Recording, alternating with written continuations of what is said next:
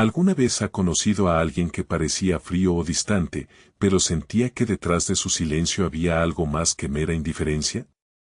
¿Y si ese distanciamiento emocional no fuera una carencia, sino un escudo cuidadosamente construido con el tiempo?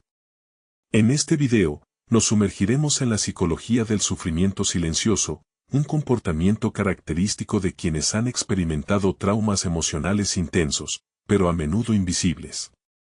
Recurriremos a las ideas de Carl Jung para comprender cómo el dolor interno no resuelto moldea la personalidad con el tiempo, influye en las conexiones interpersonales y se convierte en esa fuerza invisible que a veces se manifiesta como un carácter complejo o incómodo. Pero lo principal es que analizaremos cómo la conciencia del propio dolor y la aceptación de la propia historia pueden ser el primer paso hacia la curación interna.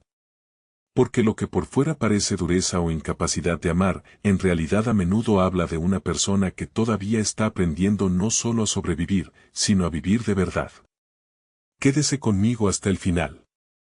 Antes de empezar, no olvide suscribirse al canal Sabiduría del Tiempo y unirse a nuestra comunidad en Telegram para no perderse nuevos videos sobre psicología profunda, autocuración y el poder de la conciencia interior.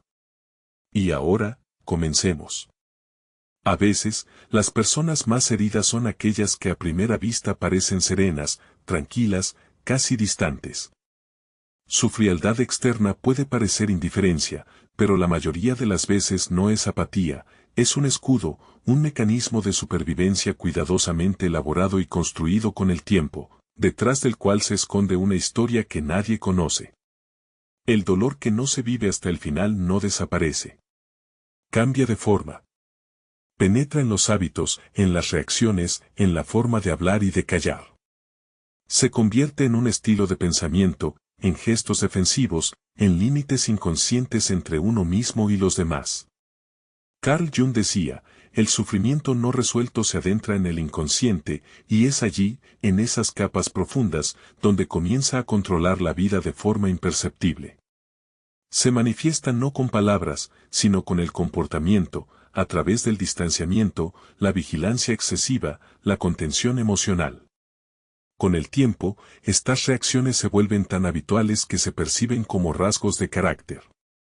Pero no es la verdadera personalidad. Es una imagen a la que hubo que recurrir para sobrevivir. La psique no analiza el dolor. No construye esquemas lógicos de defensa. Actúa instintivamente, como un organismo que se protege de una quemadura, del frío, del veneno.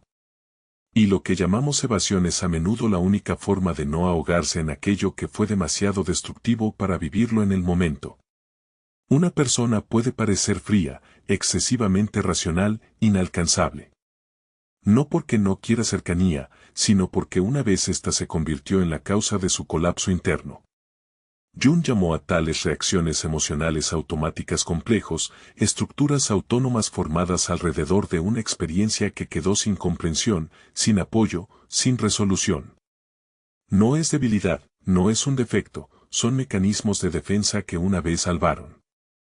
Surgen más rápido de lo que la conciencia puede activarse, y a menudo viven en nosotros más tiempo que el recuerdo de los eventos mismos. No se pueden destruir por fuerza de voluntad. No se puede luchar contra ellos ni simplemente dejarlos ir. Solo comienzan a cambiar cuando se vuelven conscientes, cuando dejamos de vernos en ellos y empezamos a ver nuestras heridas. Cuanto más profunda es la herida, más compleja y sofisticada es la armadura. Y cuanto mejor ha aprendido una persona a ocultar el dolor, más creen los demás en su distanciamiento.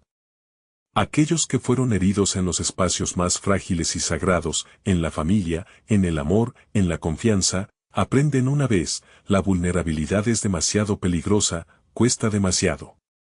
Vivir con el corazón abierto se vuelve insoportable. Y entonces el alma se retira, se levantan muros, surge el escepticismo, la cautela, el encierro emocional, a veces una autosuficiencia casi despiadada. No porque la persona no quiera cercanía, sino porque la cercanía una vez la destruyó. El inconsciente recuerda. Se convierte en un guardián que, incluso en momentos de calma, escanea la realidad en busca de amenazas. El pasado se conserva no solo como un conjunto de recuerdos, sino como un filtro distorsionado de percepción. A través de él, la persona mira el mundo, a los demás y a sí misma. Con el tiempo, estas barreras internas se formalizan en lo que Carl Jung llamó la persona, la máscara social que la persona se pone para funcionar, para ser aceptada, para no ser herida de nuevo. Pero la máscara, con el tiempo, deja de ser simplemente una protección. Se convierte en un papel, una imagen, todo un espectáculo. Y este espectáculo puede ser convincente. Por fuera, tal persona parece fuerte, centrada, decidida. Pero por dentro a menudo vive alguien que una vez comprendió, ser verdaderamente visto significa ser vulnerable, y por lo tanto, ser herido. Lo que comenzó como una medida forzada, como una forma de sobrevivir en condiciones de dolor, con el tiempo se convierte en parte de la identidad. Y cuanto mejor se interpreta este papel, cuanto más hábil es la máscara, más difícil es para alguien llegar realmente a la esencia. Pero incluso la máscara más digna está sola. Puede proteger, puede inspirar respeto, pero no puede dar una conexión genuina. La curación no requiere que la máscara sea arrancada por la fuerza. Pide otra cosa, aflojar suavemente el agarre, permitirse empezar a respirar lenta y cuidadosamente a través de las grietas, permitirse estar vivo, no perfectamente protegido, sino auténtico. Pero no todo dolor construye muros. A veces hace exactamente lo contrario, agudiza la percepción, dirige la mirada hacia adentro, transforma la herida interna en una fuente de sensibilidad. Y entonces nace otro tipo de fuerza. Una fuerza en la que no hay bronce, sino perspicacia. El dolor siempre endurece, a veces adelgaza el alma, la hace más sensible. Muchos que han pasado por un sufrimiento profundo desarrollan una intuición emocional casi sobrenatural. Sienten los matices, captan el silencio, notan las pausas entre las palabras y los cambios de tono. Consuelan instintivamente porque saben lo que es estar solo con su dolor. Sienten la herida ajena porque resuena con la propia. Jung lo llamó el arquetipo del sanador herido. Una figura que sana no a pesar de su herida, sino a través de ella. Es precisamente la herida lo que lo hace sensible. Es el sufrimiento experimentado lo que se convierte en un puente hacia el dolor del otro.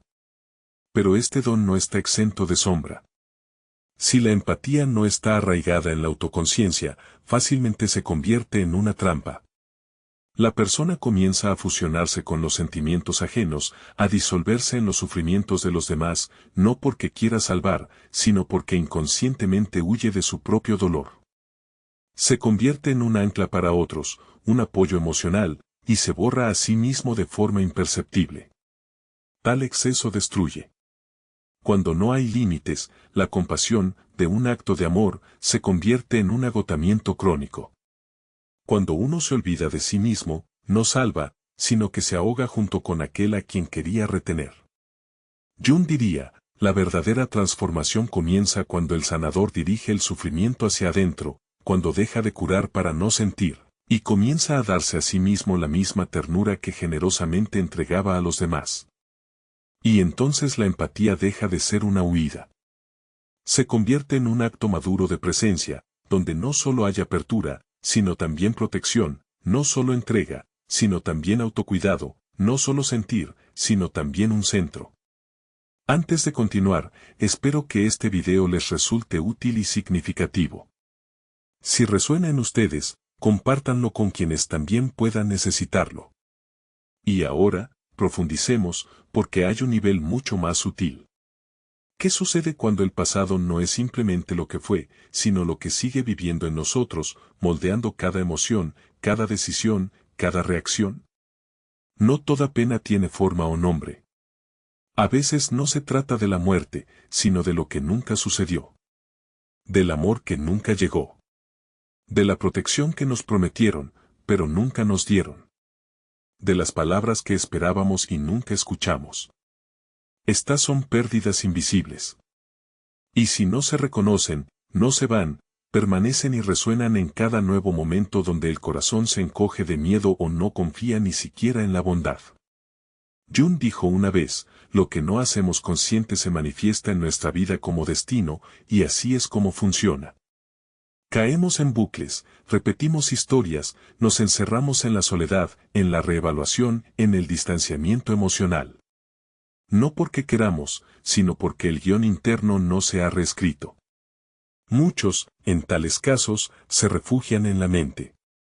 La razón se convierte en una fortaleza y el pensamiento en el único modo de no sentir. Analizamos, explicamos, estructuramos, pero no vivimos la experiencia. Jung advirtió, la comprensión por sí sola no es suficiente para la curación. Saber por qué estás herido no significa curar la herida. La curación llega a través del sentir, y sentir es precisamente lo que ha aprendido a evitar una persona que ha experimentado un dolor intenso, porque el sentir una vez fue equivalente a la destrucción. Pero la verdadera transformación comienza cuando permitimos que esos sentimientos, duelo, miedo, ira, vuelvan a entrar en nuestra conciencia, atraviesen el cuerpo, sean reconocidos, expresados, llorados. El duelo, si se le da espacio, se convierte en una puerta. No anula el pasado, pero le da paz. La cicatriz permanece, pero ya no sangra. Cuando el dolor es reconocido, sentido y aceptado, deja de controlar el futuro. La psique se reestructura, la arquitectura interna cambia, de la defensa a la presencia. Y solo entonces empezamos a vivir no en reacción a un viejo dolor, sino en una conexión consciente con el presente. Así, lo que a veces percibimos como frialdad, distanciamiento o incluso una contradicción interna en el comportamiento de alguien, la mayoría de las veces no habla de quién es la persona. Es un reflejo de lo que ha tenido que atravesar. Es una historia impresa en el alma, no un rasgo de carácter. Carl Jung nunca consideró el sufrimiento como un punto final. Lo vio como un comienzo, una entrada a una capa más profunda de la vida, donde comienza la verdadera curación. Porque cuando el dolor se vuelve consciente, deja de controlar. Ya no define quiénes somos. Se convierte en un umbral, una llamada, una oportunidad para vivir de otra manera, más profunda, más honesta, más libre. Si estas palabras han resonado en usted, si ha reconocido en ellas al menos un trozo de su propia historia, suscríbase al canal Sabiduría del Tiempo. Gracias por ver.